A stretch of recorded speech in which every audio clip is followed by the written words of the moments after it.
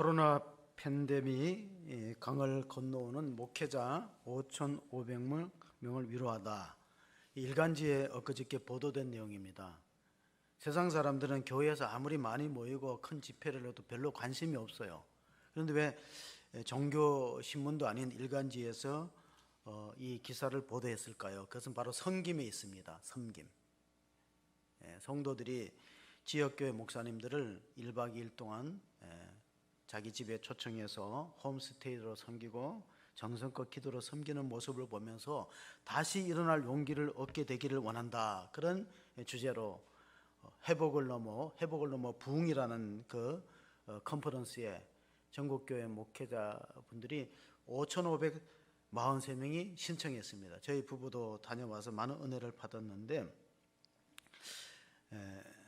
목사님이 하신 말씀 가운데 대형 교회라고 해갖고 그런 이제 선입견들이, 안 좋은 선입견들이 있는데, 그 지역교회 참석한 분들이 후기를 달았는데 농어촌교회 목회자들이 대형 교회에 대한 선입견이 바뀌었다는 거예요. 이렇게 큰 교회는 큰 교회만이 할 수 있는 좋은 일들이 있는데 너무나 우리가 부정적으로 보지 않았는가. 예수님이 오신 목적을 한번 성경에서 찾아보겠습니다. 예수님이 오신 목적은 마가복음 10장 45절에 나오는데 같이 읽어봅니다. 인자가 온 것은 섬김을 받으려 함이 아니라 도리어 섬기려 하고 자기 목숨을 많은 사람의 대속물로 주려 함이니라. 저는 어떤 교회가 건강하고 은혜로운 교회나 하면은 섬김을 받으려는 사람이 많은 교회 보다가는 섬기려는 사람이 많은 교회가 건강하고 은혜로운 교회예요. 또 내어주는 게 많은 사람, 자기 목숨을 많은 사람에게 내어줬다. 오늘 사랑의 교회는 이 컨퍼런스를 하면서 시간을 내어줬어요. 자기 집을 내어줬어요. 물질을 내어줬어요. 내어주면서 그걸 통해서 많은 사람들에게 위로를 줬다. 내어줌이 많은 교회가 은혜로운 교회고, 또 섬기는 사람이 많은 교회가 은혜로운 교회라는 사실을 우리가 알 수 있습니다. 여러분은 어떤 쪽에 속합니까? 교회가 이기적인 성도보다가 이타적인 성도가 많은 교회가 아무래도 성장하고 부흥할 것입니다. 그 교회 설교 때 이런 말씀을 하셨어요. 교회와 식당에 같은 점이 몇 가지 있대요. 여러분 잘 아시는 것처럼 맛집은 소문이 나면 먼 거리에 있어도 찾아갑니다. 교회도 마찬가지예요. 교회도 식당과 비슷한 점이 있는데, 그게 교회가 은혜스러우냐, 예배가 은혜스러우냐, 말씀이 은혜스러우냐에 따라서 소문이 잘 나면은 몰려든다는 것. 두 번째로는 교회와 식당의 공통점은 소개하려는 마음이 있는가. 내가 가보고 우리 가족들 한번 모시고 와야지. 그런 교회가 부흥된다는 겁니다. 내가 예배 드렸는데 다음에 오고 싶지 않다. 그러면은 성장하기 어렵겠죠. 그러니까 소문이 잘 나야 된다. 소개가 있어야 된다. 소개가 뭡니까? 우리 교회, 내가 먹어보니까 참 좋더라. 우리 한번 같이 가자. 가족들, 친지들 데리고 가는 그 소개할 수 있는 교회가, 그런 교회가 건강한 교회다. 자, 세 번째는 뭡니까? 교회와 식당의 공통점 가운데 첫째는 소문이 잘 나야 된다. 맛있다. 소문이 잘 나야 된다. 그리고 꼭 우리 가족들, 내 친구들 한번 데리고 와야 되겠다. 그런 교회가 좋은 교회고, 또 하나는 단골이 형성돼야 되겠죠. 단골. 왔던 사람이 또 오고 왔던 사람이 또 와야 돼요. 제가 옛날 노래 가사 보는데 미인이라는 노래 보면은 한 번 보고 두 번 보고 자꾸만, 한 번 왔는데 또 오고 싶고 자꾸만 오고 싶은 식당은 성장하겠죠. 교회도 마찬가지. 한 번 예배 드린 걸로 끝난 게 아니라 또 오고 싶고, 그런 교회가 되어야 부흥할 줄로 믿습니다. 단골이 있어요. 제가 아침에 유튜브 조회수를, 구독수를 보니까 385명이에요. 근데 저는 한 번도 누구한테 구독을 눌러주세요 한 적도 없어요. 심지어는 아내조차도 구독을 했는지 안 했는지 물어보질 않았으니까 적은 가까운 데 있어요. 아마 안 눌렀을지도 몰라, 구독을. 그래도 385명이 얼마나 감사해요. 그러니까 이게 이 식당은 잘 되려면 소개가 있어요. 소문이 잘 나야 된다. 소개가 있어야 된다. 그리고 또 뭐요? 단골이. 그러니까 예배를 기본적으로 나오는 분들이 있어야 돼요. 사실 이 연휴가 낀 날은 많은 유혹이 있잖아요. 좀 단풍철도 되면은 그래도 끊임없이 한 번 드리고 또 드리고 자꾸만 드리고 싶은 교회가 건강하고 은혜로운 교회인 걸 믿으시기 바랍니다. 두 사람이 감옥에 갇혔어요. 한 사람은 담벼락만 보았어요. 한 사람은 밤하늘의 별을 봤어요. 나중에 두 사람이 감옥에서 나와서 어떻게 됐을까요? 밤하늘의 별을 본 사람은 시인이 됐어요. 근데 담벼락만 계속 본 사람은 우울증에 빠졌어요.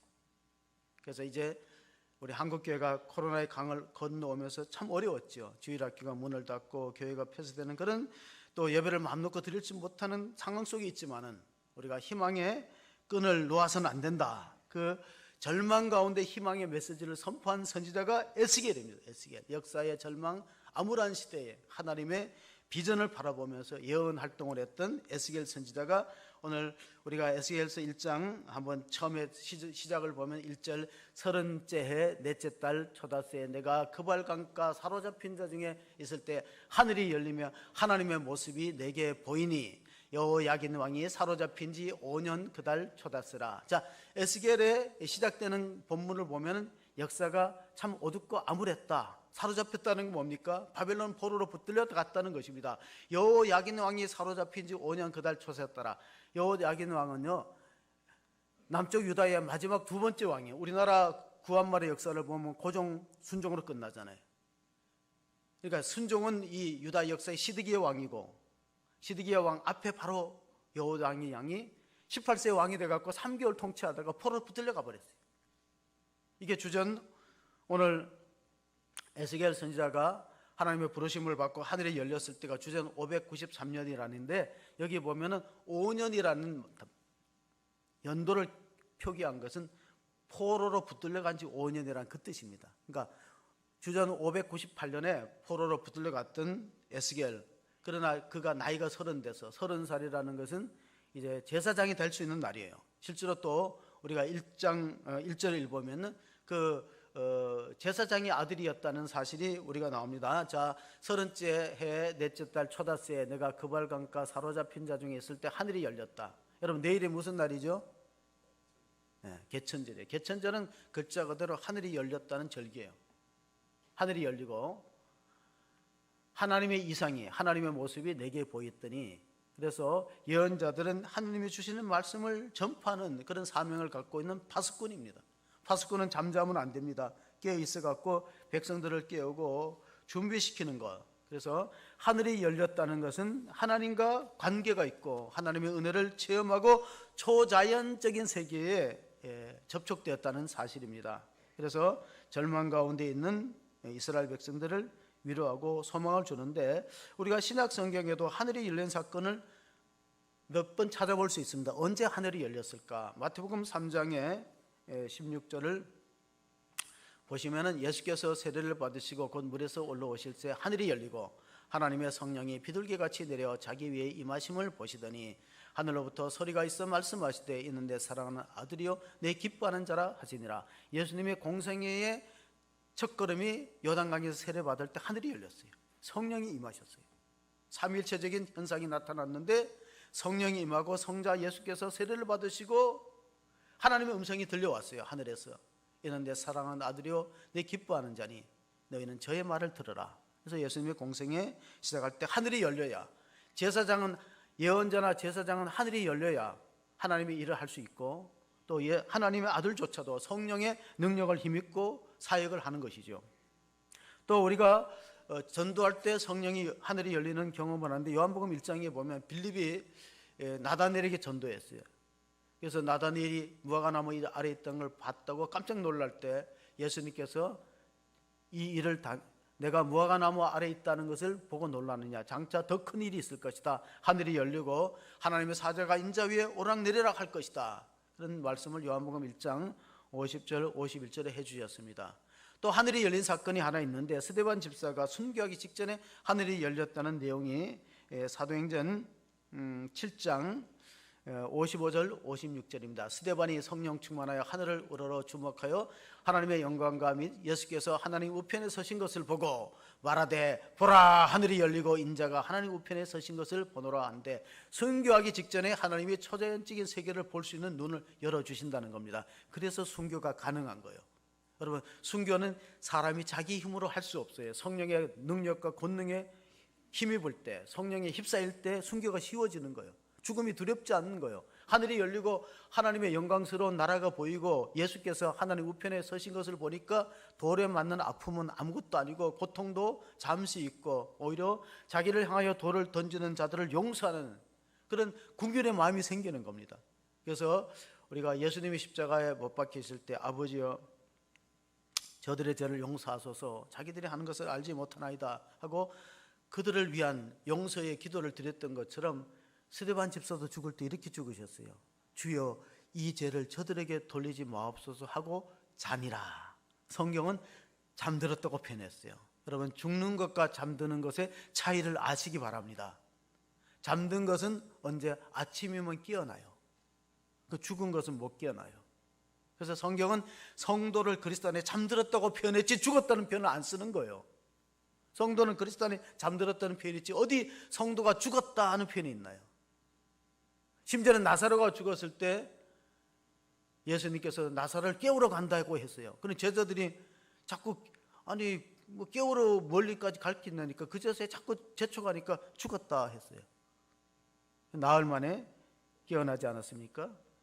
오늘 이스라엘 역사는 참으로 희망이 없어요. 그래서 에스겔 37장쯤 보면 에스겔 선지자가 환상을 보는데 마른 뼈의 환상을 보여줍니다. 골짜기에 뼈가 가득하게 있는데 도저히 살 가망이 없어요. 희망이 없어요. 그러나 하나님 말씀을 대언하고 성령의 생기가 들어가니까 그들의 힘줄이 살아나고 북고해서 큰 군대를 이루더라. 하나님이 역사하시면은 아무리 희망이 없어도 지금 이스라엘 나라 남쪽 유다는 바벨론의 포로로 들어가서 그발 강가에서요 운하공사합니다. 우리가 지도를 보면은 이집트라는 나라는요 두 문명 사이에 끼어 있어요. 하나는 이집트 문명, 나일강을 중심으로 하는 이집트 문명과 또 하나는 메소포타미아. 우리가 학교 때 배웠죠. 유프라테스, 티그리스 강 사이에 삼각주가 형성된 그 땅, 메소포타미아 땅, 갈대아 우르 지역이죠. 그 땅하고 사이에 끼어 있는 나라가 이스라엘이에요. 그러니까 외세의 침략을 많이 받고 고통도 많고 한도 많은 그런 민족입니다. 우리나라 국민들이 한이 많다 그래요. 정도 많지만 한이 많아. 왜? 외세의 침략을 많이 당해서 나라를 빼앗긴 상처와 아픔이 있기 때문에 그렇습니다. 자, 하나님께서 마지막 계시록에 또 천상 예배를 보여줄 때 밤모섬에 유배되었던 사도 요한에게 천상 예배를 보여줄 때 열린 문으로 보여집니다. 계시록 4장 1절을 보시면은 이 일 후에 내가 보니 하늘에 열린 문이 있는데 내가 들은 바 처음에 내게 말하던 나팔소리 같은 그 음성이 이르되 이리로 올라오라. 이후에 마땅히 일어날 일들을 내가 내게 보이리라 하시더라. 자, 에스겔도 예언자고 사도 요한도 예언자입니다. 한 사람은 구약시대, 한 사람은 신약시대 장차 일어날 일을 환상과 비전을 통해서 말씀을 주셨어요. 그래서 우리가 요한계시록을 읽어보면 참 어려워요. 뭐 숫자도 나오고 여러 가지 상징적인 것은 나오는데 하나님이 그 선지자를 통해서 장차 일어날 일을 말씀하시는데 구체적으로 에스겔과 요한계시록은 시간적으로 많이 차이가 있어요. 적어도 500년 이상 차이가 있는데 똑같은 환상을 보게 됩니다. 에스겔 4장 7절의 환상은 뭡니까? 에스겔 4장 그 첫째 생물은 사자 같고 그 둘째 생물은 송아지 같고 그 셋째 생물은 얼굴이 사람 같고 그 넷째 생물은 날아가는 독수리 같은데 자 이것이 에스겔이 봤던 환상이죠. 사도 요한이 봤던 환상인데 에스겔이 봤던 환상하고 어느 정도 같은지 한번 보세요. 자, 에스겔이 봤던 환상은 어떻습니까? 그 얼굴들의 모양은 넷의 앞은 사람의 얼굴이요 넷의 오른쪽은 사자의 얼굴이요 넷의 왼쪽은 소의 얼굴이요 넷의 뒤는 독수리의 얼굴이네. 자, 순서는 바뀌었지만요 동물의 모습, 사람의 모습이 다 똑같이 보였어요. 에스겔서에 봤던 환상이나 에스겔 1장 10절에 봤던 환상이나 사도 요한의 밤모섬에서 봤던 환상이 같아요. 이게 뭘 말하냐면 복음서를 말합니다. 이레네오스라는 신학자가 초대 교부가 마태복음을 사자의 복음이라 그랬어요. 화면을 좀 켜줘도 됩니다. 자, 사자의 복음. 그리스도가 만왕의 왕 되심을 사자는 동물의 왕이기 때문에 사자 복음서가 마태복음이에요. 두 번째 복음서는 마가복음인데 마가복음은 종으로 오신 예수님, 인자가 온 것은 섬김을 받으려 함이 아니라 섬기러 온다. 그 송아지나 소처럼 그 고생하시고 희생하시는 모습이 마가복음의 그리스도를 표현한 거예요. 자, 첫째 생물 마태복음은 사자의 복음서다. 둘째 생물 마가는 송아지 같다. 셋째 생물은 인자 같은 이가. 누가복음을 읽어보면 인자 같은 이 많이 등장합니다. 그건 사람의 아들이란지 사람의 인성을 가진 그리스도. 넷째 생물은 날아가는 독수리 같은데 독수리는 날짐승의 왕입니다. 요한복음이 가장 영적인 복음서라는 거예요. 자, 설명을 드립니다. 예수님은 두 본성을 가지셨어요. 사람이면서 완전한 하나님이세요. 그런데 그 인성을 많이 표현한 게 누가복음이고 신성을 많이 나타낸 게 요한복음이라는 거예요. 날아가는 독수리 같은. 그러면 이 복음이 왜 우리에게 중요하냐? 사도 바울이 로마서 1장 16절에 복음에는 하나님의 의가 나타나서 믿음이 이르게 하나니 오직 의인은 믿음으로 말미암아 살리라. 이걸 가지고 루터가 1517년 종교개혁을 일으켰습니다. 10월달은 종교개혁이 있는 달이에요. 그럼 왜 이렇게 복음이 중요하냐? 사복음서를 이렇게 환상 가운데 비전 가운데 보여줬냐면요, 모세의 율법과 복음은 비교가 되는 거예요. 요한복음 1장 17절에 보면은 율법은 모세로 말미암아 주어진 것이요 은혜와 진리는 예수 그리스도로 말미암아 온 것이라. 자, 오늘 설교 제목이 은혜가 풍성한 교회예요. 근데 은혜는 예수님을 통해서 온다는데 그 예수님의 말씀과 예수님의 행적을 기록한 게 사복음서예요. 그럼 율법은 뭐냐? 율법은 모세 오경이죠. 모세가 기록했던. 율법은 모세로 말미암아 주어진 것이지만은 은혜와 진리는 예수 그리스도로 말미암아 온 것이다. 무슨 차이가 있는가? 율법은 내가 행하고 내가 의로워야 구원받는 것이고 복음은 다른 거예요. 은혜와 진리는 예수님이 우리 대신 의를 완성하고 율법을 다 이루었어요. 한번 우리가 생각해 봅시다. 유대인들이 율법을 받아서 모세 시대부터 율법을 받아서 그 율법을 지키려고 애를 쓰고 종교 행위를 하고 제사를 드리고 했는데 율법에 흠이 없고 저촉되지 않는 사람이 몇 사람 될까요? 아무도 없고 단 한 사람을 뽑는다면 사도 바울을 꼽을 거예요. 사도 바울이 빌립보 3장에 자기 프로필, 자기소개서에 나는 히브리인으로 태어났고 바리새파에 속하여서 구약 유대교를 열심히 믿었고 율법에 의로는 흠이 없는 자라 그랬으니까 무서운 사람이죠. 사도 바울 외에는 율법을 행해서 구원받을 사람 별로 없는데 실제로 사도 바울은 나중에 주님을 만나고 보고 자기의 죄를 발견했어요. 그리고 나서 나중에는 바꿨어요. 나는 죄인의 개수다. 나는 율법에 의로는 흠이 없는 사람이 아니고 내가 알고 보니까 내가 죄인 중에 개수다. 나 같은 죄인이 어디 있을까 하고 자기 죄를 인정하고 고백했습니다. 유대인들한테 이런 속담이 있습니다. 우리가 수요마다 에스겔서를 읽는데 에스겔서 18장 2절에 보면 이스라엘의 속담이 있습니다. 너희가 이스라엘 땅에 관한 속담에 이르기를 아버지가 신포도를 먹었으므로 그의 아들이 이가 시다고 하면 어찌 됩니까? 맞지 않는 속담이라는 겁니다. 그래서 여호와께서 내 삶을 두고 맹세하느니 이런 속담을 못 쓰게 하겠다. 우리로 말하는 이런 속담은 뜻은 이겁니다. 잘 되면은 자기 탓이고 못 되면은 조상 탓이. 그런 건 안 된다. 하나님 앞에 안 된다는 거예요. 죄라는 게 뭐냐? 여러분 죄를 영어로 쓰면은 한번 써보세요. 죄를 영어로 쓰면 뭐예요? S, I, N. I가 중간에 있는 게 죄예요. 죄는 남의 것을 빼앗거나 뭐 살인한 그거 이전에 자기 중심성이 죄라는 거예요. 그러니까 자기 중심을 갖고 있기 때문에 하나님 믿기가 참 어려운 거죠. 하나님의 말씀에 복종하기도 어렵고 하나님 뜻대로 살아가는 너무 어려워요. 왜냐하면 아이들은 성장하면부터 자기중심적이에요. 내 거, 내가. 하나님이 중심이 안 돼요. 구원이라는 건 뭡니까? 구원이라는 것은 인생의 주어가 바뀌는 거예요. 내가가 아니고 주님이 바뀌는 거예요.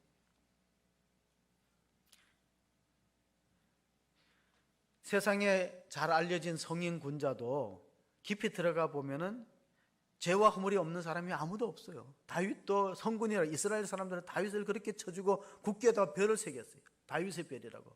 그런데 다윗도 얼마나 죄가 많습니까? 시편 32편에 보면 그 허물에 가리움을 받고 죄사함을 받는 사람은 복이 있다.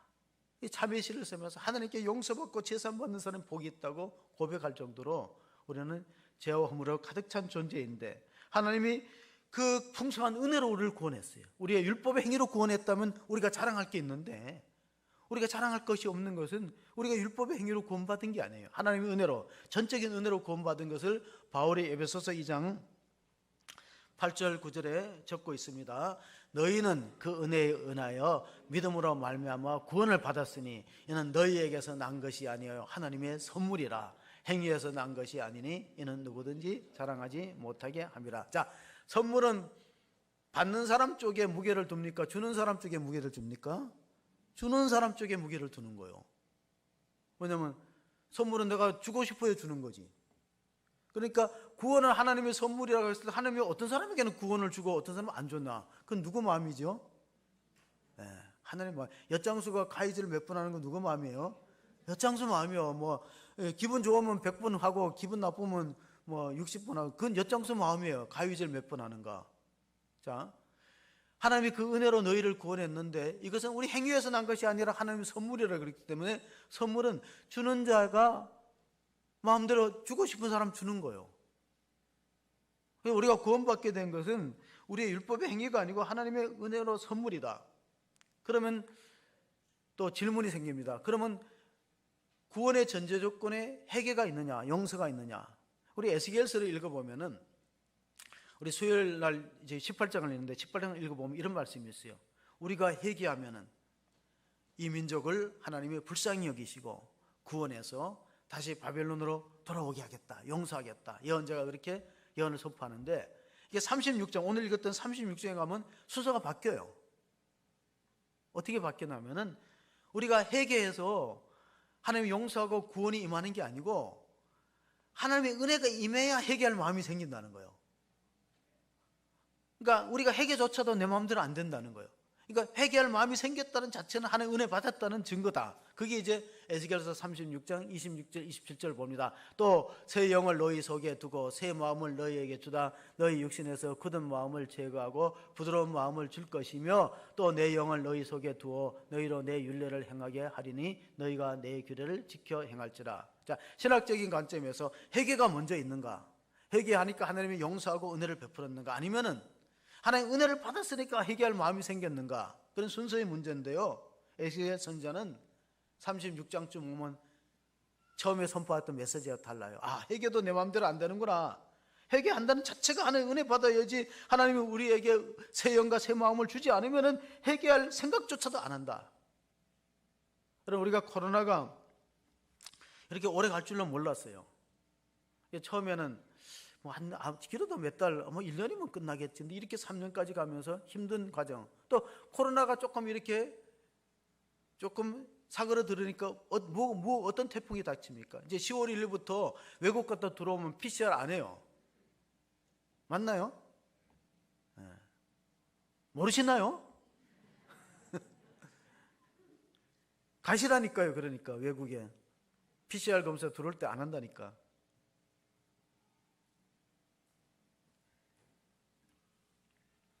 자,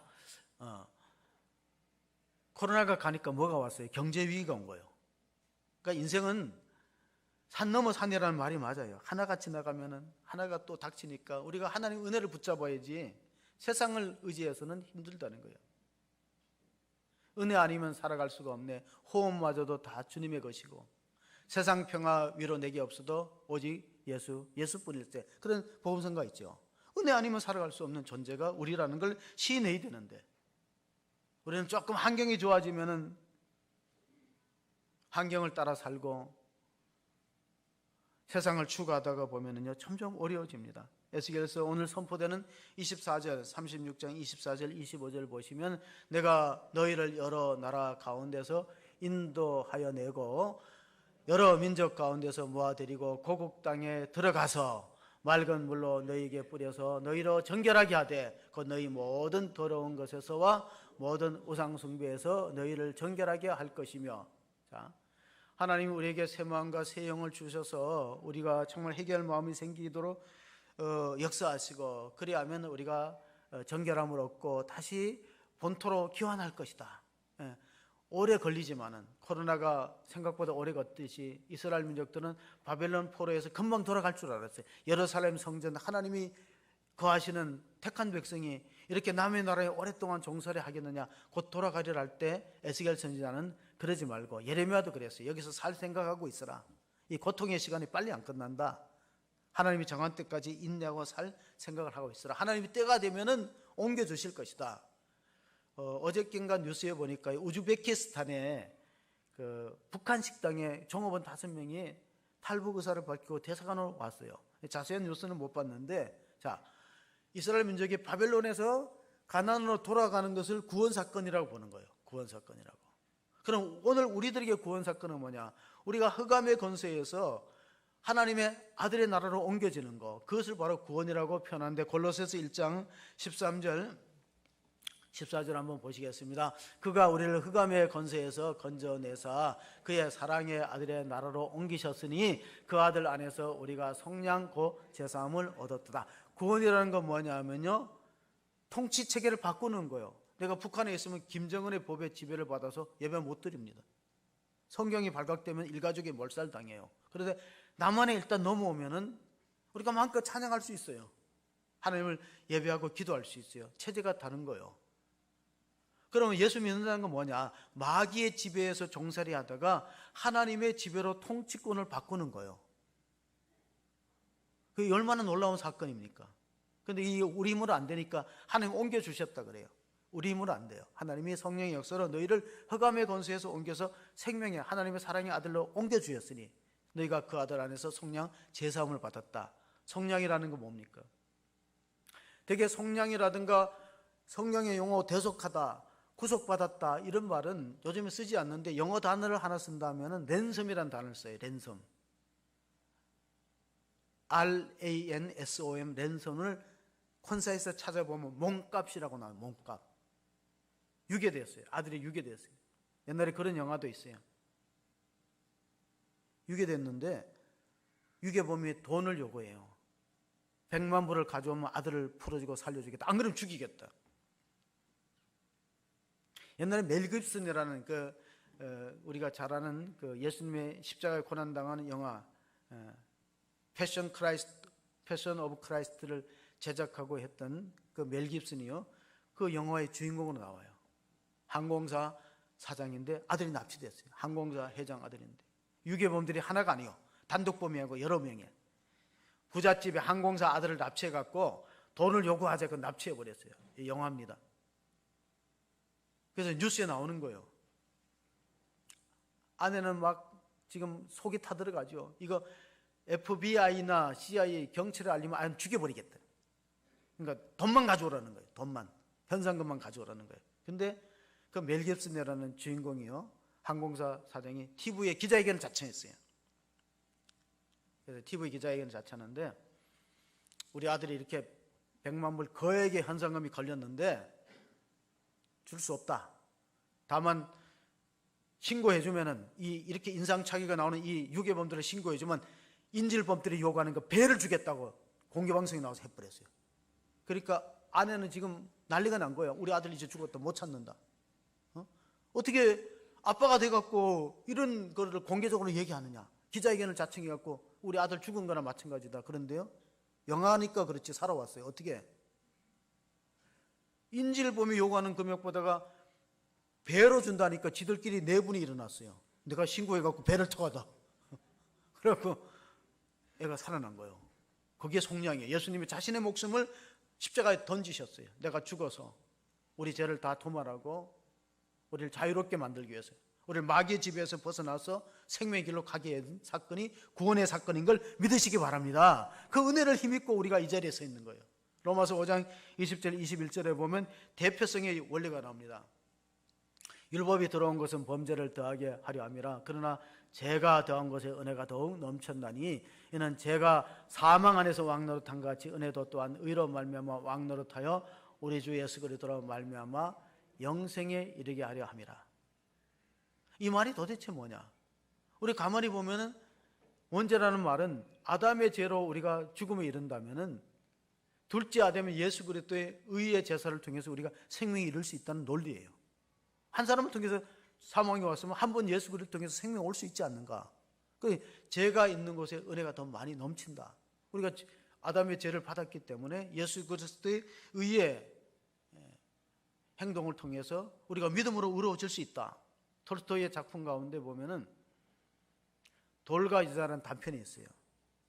어느 깊은 산중에 지혜로운 노인이 살았어요. 지혜로운 노인이 아주 영성도 있고 기도하는 노인이 살았는데, 살아온 과정이 다른 두 여자가 우리 가서 좋은 가르침과 지혜로운 말을 듣자고 갔는데, 한 사람은 평범하게 아주 유복한 가정에서 자라서 결혼도 잘해갖고 잘 살아요. 친구인데, 한 사람의 친구는 결혼에 힘들어서 실패하고 상처도 많고 아픔이 많아요. 이 두 친구가 가서 지혜로운 말씀을 듣고자 하니까 그 노인이 가서 돌멩이를 구하러 오래 그랬어요. 그래서 평탄하게 살았던 여자한테는 가서 주먹만한 돌멩이를 다 먹으라 그랬고, 또 과거에 고통이 많고 상처가 있고 아픔이 있는 여자에게는 큰 돌을 혼자 하나 큰 돌을 들 수 있는 힘에 맞는 돌을 들고 오라 그랬어요. 그래 들고 오니까 그 노인이 수고했다고 하면서 이제 됐으니까 제자리 갖다 두라는 거예요.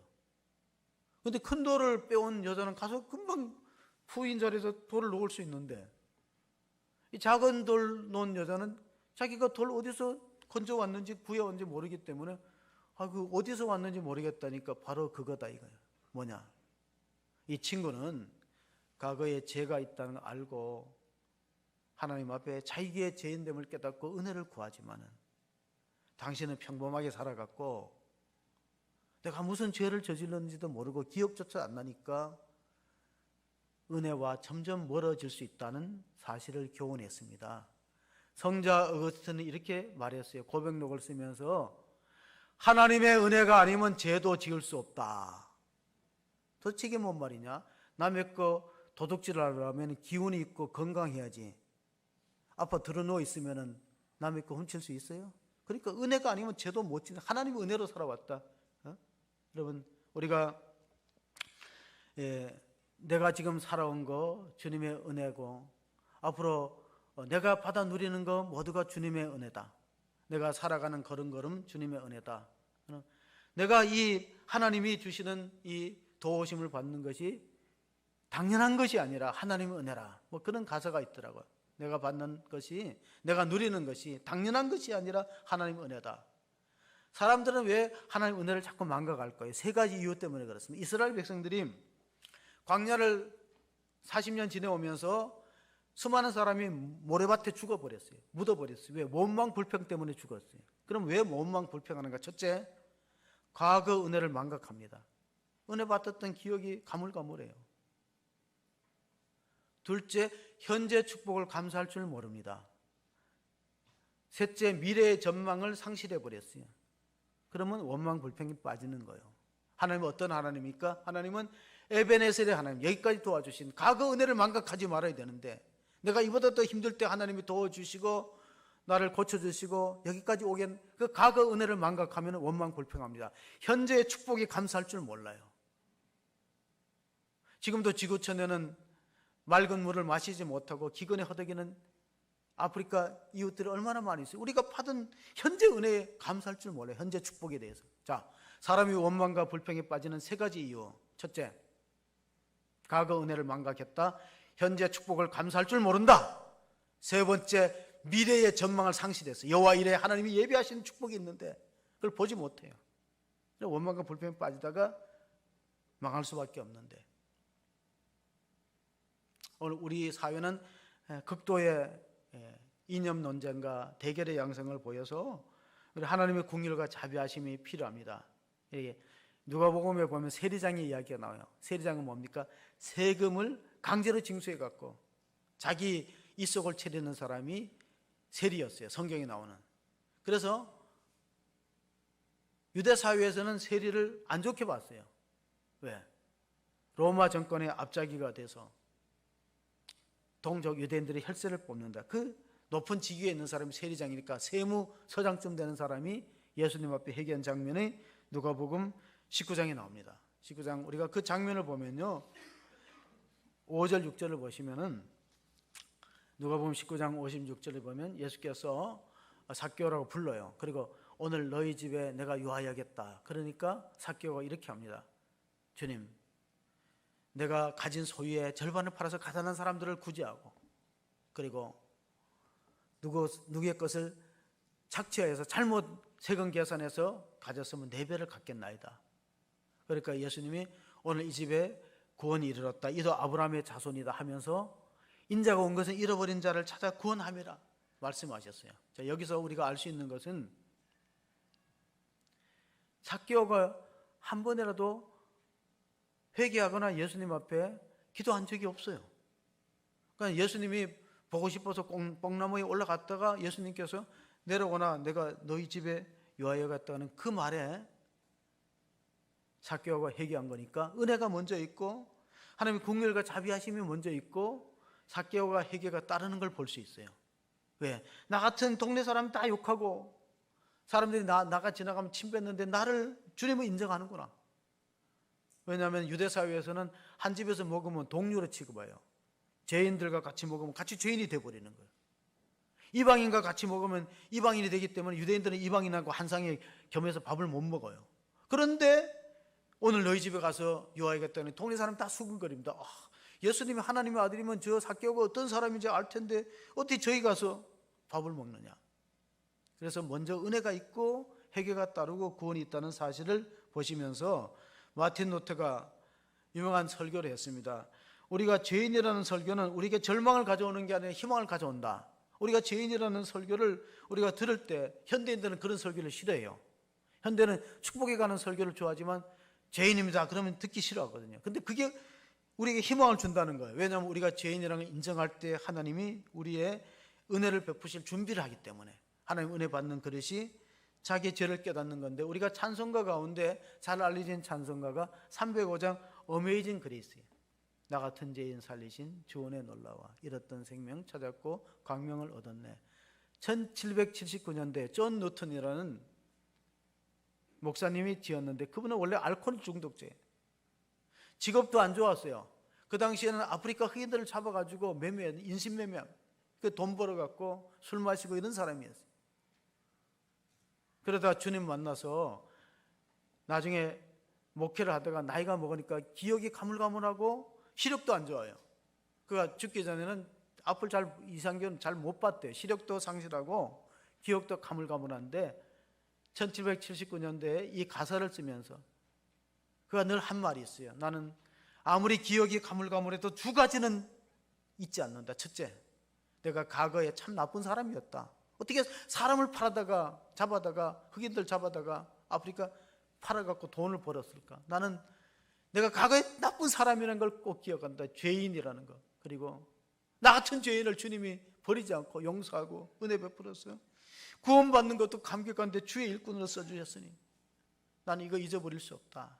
나 같은 죄인 살리신 주원의 놀라와. 우리가 당연하게 생각한 거 당연히 아닐 수 있어요. 은혜에는 3무가 있어요.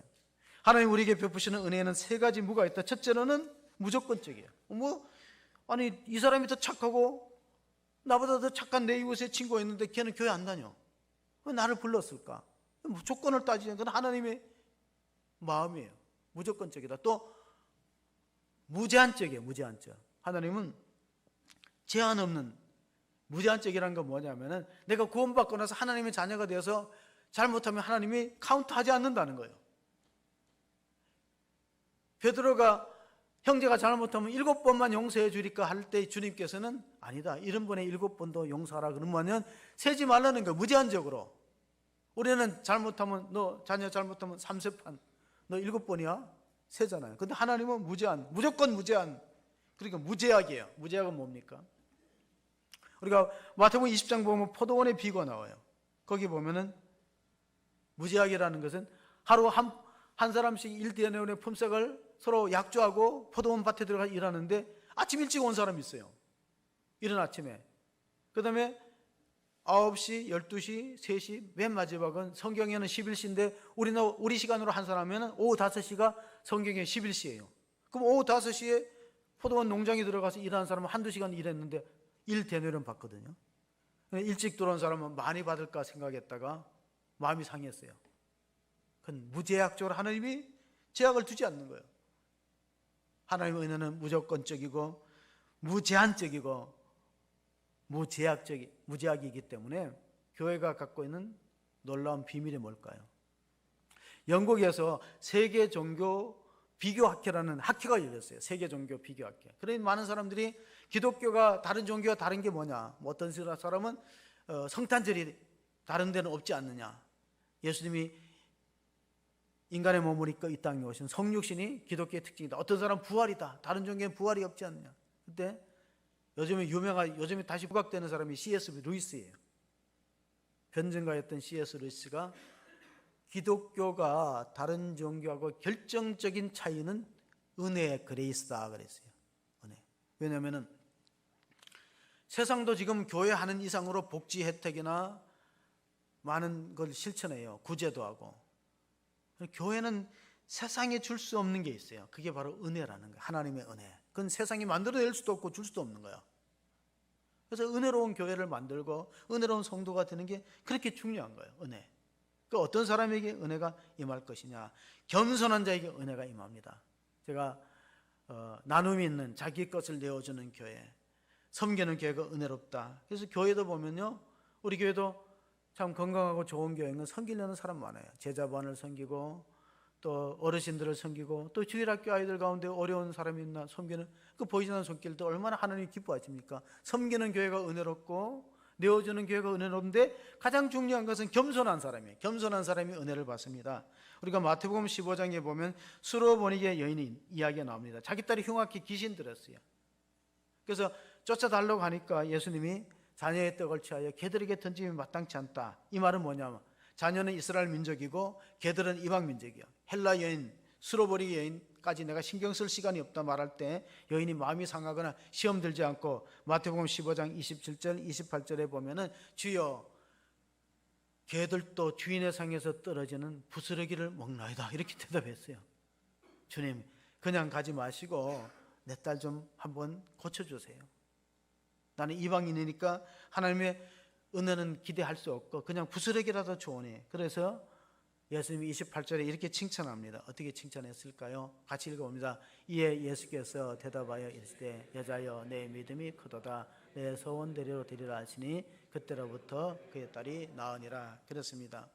여러분 물은 낮은 곳으로 고이듯이 은혜는 마음이 겸손한 사람한테 많이 임하게 되어 있는 거예요. 그래서 은혜가 없다 하지 말고 자기 마음을 한번 돌아보셔야 돼요. 은혜가 내 마음이 진짜 은혜를 담을 수 있는 그릇이 준비되어 있는가 하는 것을 우리가 기억하시면서 은혜는 세 가지 통로로 온다는 것을 우리가 기억하면서 특별히 우리가 로마서를 보면요 우리가 하나님으로부터 어떤 은혜를 받았는가 잘 드러나고 있습니다. 로마서 8장 3절 보면 이스라엘 민족이 가나안으로 들어가는 과정이나 우리가 하나님 나라 가는 과정이 비슷해요. 또한 미리 정하신 그들을 또한 부르시고 부르신 그들을 또한 의롭다 하시고 의롭다 하신 그들을 또한 영화롭게 하셨느니라. 이렇습니다. 하나님이 은혜로 예정하시고 택정했기 때문에 우리가 부름을 받고 성도가 되었고 또 하나님이 우리에게 새 영과 새 마음을 부어줬기 때문에 회개할 수 있었고 그래서 우리가 점점 거룩해지다가 나중에는 영화롭게 하나님 나라에 들어간다. 그것이 하나님의 계획이다 하는 사실을 마음에 새기면서 은혜를 떠나지 않고 은혜를 잘 지키며 은혜로운 교회를 만들어가는 성도와 교회가 되시기를 주님 이름으로 축복합니다. 아멘. 하나님 아버지 감사합니다. 저희들이 이 땅을 살아가면서 하나님을 잊어버린 적이 많았습니다. 그러나 오늘 에스겔 선지자는 절망의 한가운데서 하늘문이 열리고 하나님의 영광을 보면서 주의 은혜를 이스라엘 백성들에게 선포했습니다. 때가 되면 하나님께서 너희에게 새 영과 새 마음을 주어서 너희들을 그 땅으로 데리고 돌아오리라. 너희의 우상 숭배와 모든 죄악을 말끔히 씻어서 하나님의 백성으로 새롭게 건설하리라고 약속해 주었습니다. 하나님 오늘 은혜는 우리 주 예수 그리스도를 오늘 알고 우리가 하나님 말씀을 굳게 믿고 의지하여서 은혜에 머무르는 성도가 되게 하여 주시옵소서. 하나님 주께서 성김을 받으러 온 것이 아니라 섬기러 왔을 때 은혜로운 교회가 될 줄로 믿습니다. 우리 교회 공동체가 하나님 말씀에 굳건하게 서서 자신을 낮추는 겸손함으로 주님을 섬기고 자기의 것을 내어줌으로 하나님 앞에 믿음으로 삭개와 같이 반응하면서 우리 모든 성도의 가정에 오늘 구원이 임하는 놀라운 축복을 하나님 허락하여 주시옵소서. 우리 구주 예수 그리스도의 이름으로 기도합나이다. 아멘.